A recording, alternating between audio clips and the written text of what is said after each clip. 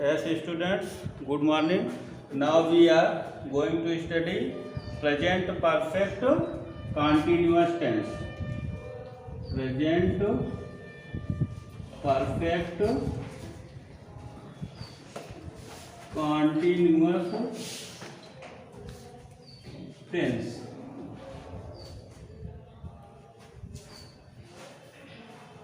Very easy.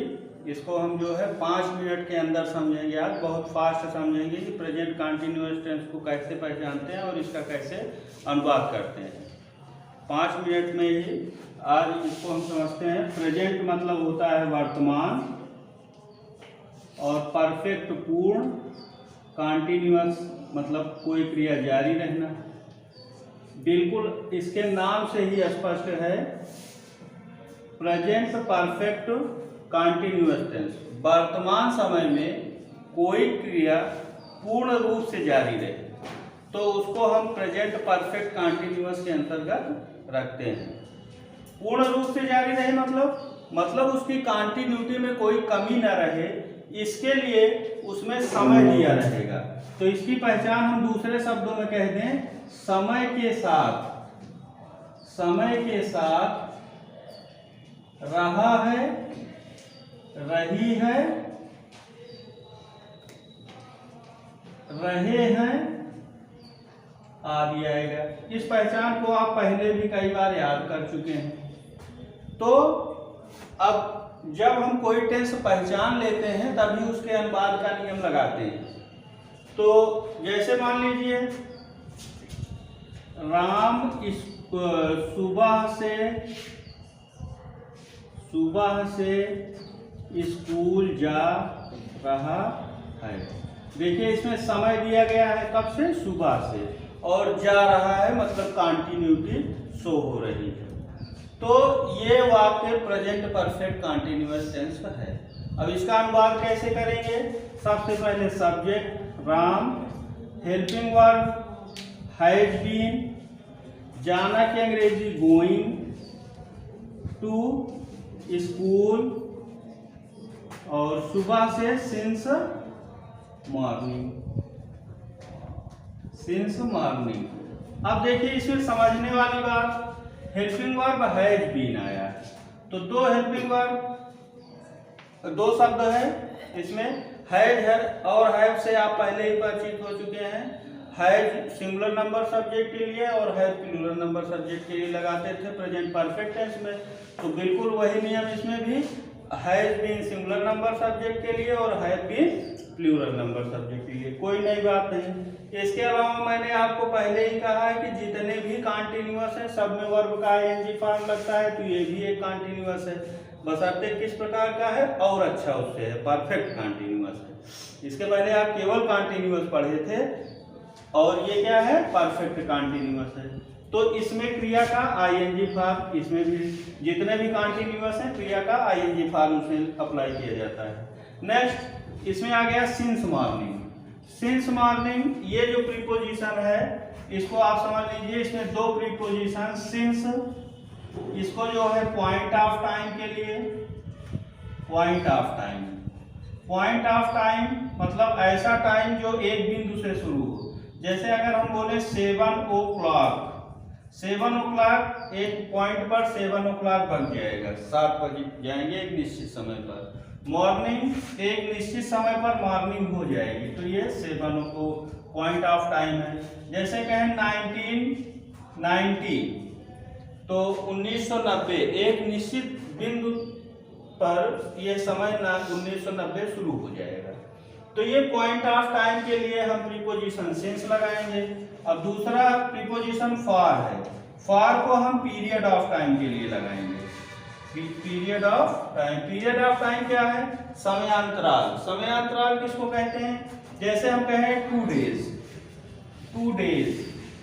Days मतलब 2 दिन। अब ये 2 दिन जो है फिक्स नहीं है कब के 2 दिन, सोमवार मंगल है या मंगलवार बुधवार है या बुधवार बृहस्पतिवार है, तो ये जो है पीरियड ऑफ टाइम है। 2 दिन मतलब यहाँ से लेके यहाँ तक का समय 2 दिन हो गया। लेकिन अगर हम कहें 2 जनवरी, तो 2 जनवरी के लिए एक पॉइंट ही होगा कि ये 2 जनवरी है। तो इसी तरह से 10 इयर्स, ये भी जो है पीरियड ऑफ टाइम हो गया, 1 वीक पीरियड ऑफ टाइम हो गया। तो पीरियड ऑफ टाइम जहां पे शो होगा वहां प्रीपोजिशन फॉर, और जहां पे पॉइंट ऑफ टाइम शुरू होगा वहां पे सिंस। तो बिल्कुल इसका स्ट्रक्चर बन गया सब्जेक्ट प्लस हैज या हैव बीन। अगर सिंगुलर नंबर है तो हैज बीन और प्लूरल नंबर है तो हैव बीन। और वर्ब का आईएनजी फॉर्म, याद करने में कोई दिक्कत नहीं है, अदर वर्ड्स कोई है वो, और फिर सिंस या फॉर, सिंस या फॉर। अगर पॉइंट ऑफ टाइम है तो सिंस और पीरियड ऑफ टाइम है तो फॉर। Very simple. इसी तरह से कोई भी आपको आके बोले लड़के सुबह से फुटबॉल खेल रहे हैं, boys have been playing football since morning. मैं सुबह से अंग्रेजी पढ़ रहा हूँ, I have been reading English since morning. अब सुबह से अलावा ये भी समय हो सकता है, मैं 7 बजे से खाना खा रहा हूँ, I am eating since 7 o'clock। इस तरह से हम इसका अनुवाद करेंगे। अब इसमें दूसरा है निगेटिव सेंटेंस। जैसे राम सुबह से स्कूल नहीं जा रहा है, तो नहीं जा रहा है के लिए कोई विशेष लफड़ा नहीं, इसी हैज और बीन के बीच में नॉट लगा देंगे। तो ये हो जाएगा Ram has not been, Ram has not been going to school since morning. इस तरह से कोई भी अगर निगेटिव होता है तो इसी हैज और हैव के बाद उनको नॉट अप्लाई करना है। लड़कियां सुबह से गीत नहीं गा रही हैं, girls has not been singing since morning. वह सुबह से दौड़ नहीं लगा रहे हैं, they have not been running since morning. वह 7 बजे से स्कूल जा रहा है, he is going to school since 7 o'clock। वह 7 बजे से स्कूल नहीं जा रहा है, he is not going to school since 7 o'clock। इस तरह से बिल्कुल सरल है, ही हैज नॉट बीन और हैव नॉट बीन। तीसरा इंट्रोगेटिव। इंट्रोगेटिव 2 तरह से शुरू होता है, एक तो यस और नो वाले, जैसे क्या राम सुबह से स्कूल जा रहा है। Very simple. अभी तक जैसे करते आए हैं, जब वाक्य क्या से शुरू होगा तो हम क्या के अंग्रेजी वर्ड नहीं लिखेंगे, बल्कि जो सहायक क्रिया होती है, जैसे आपने प्रेजेंट इंडेफिनिट में डू डज को पहले रखा था, प्रेजेंट कॉन्टिन्यूअस में इज एम आर को पहले रखा, प्रेजेंट परफेक्ट में हैज हैव को पहले रखा। अब इसमें देखिए सहायक क्रिया हैज बीन हैव बीन है, तो हम इसमें बीन को तो यहीं पे रहने देंगे, केवल इसी हैज या हैव जो भी सब्जेक्ट के अनुसार लगेगा उसको हम पहले रख लेंगे।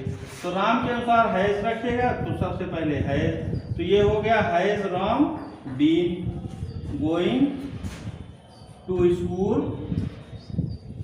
Since morning. बाकी सारा प्रक्रिया वही, क्वेश्चन मार्क यहाँ पे लग जाएगा, क्वेश्चन है तो।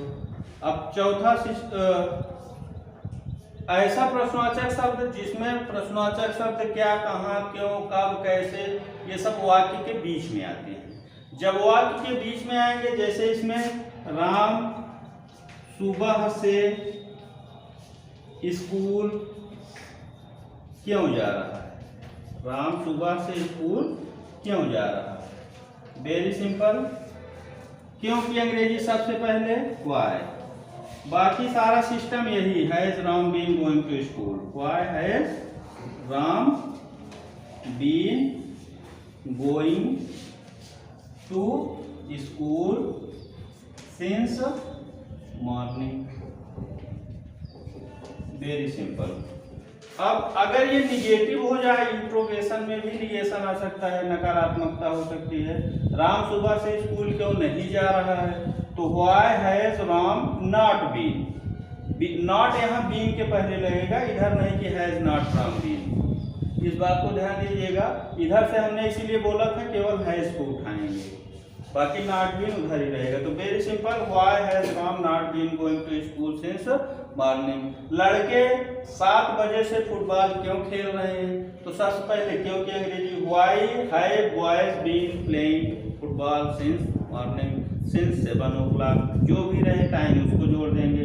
अगर 2 दिन से कह रहा है तो फॉर 2 days। इस तरह से वह एक हफ्ते से इस कहानी को पढ़ रही है। She has been reading this story for 1 week. अगर यही कहा जाए कि वह 1 जनवरी से इस कहानी को पढ़ रही है, she has been reading this story since 1 January. तो बिल्कुल इसी स्ट्रक्चर पे ही अब आप कर्ता और क्रिया बदलती जाएगी, आप इसी स्ट्रक्चर पे उसको रखते जाइए। जितने भी अनुवाद हैं very easily you can solve, इसमें कोई भी दिक्कत नहीं है। और इस तरह से आज present perfect continuous tense, the rule is over and you will now solve your exercise books. Thank you.